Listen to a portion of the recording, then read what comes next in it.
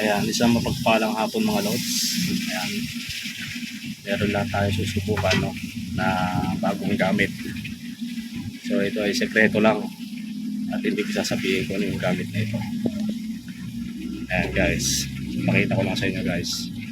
Ito ay bagong gamit na alaga ko ngayon. Susubukan natin siya ngayon sa apoy.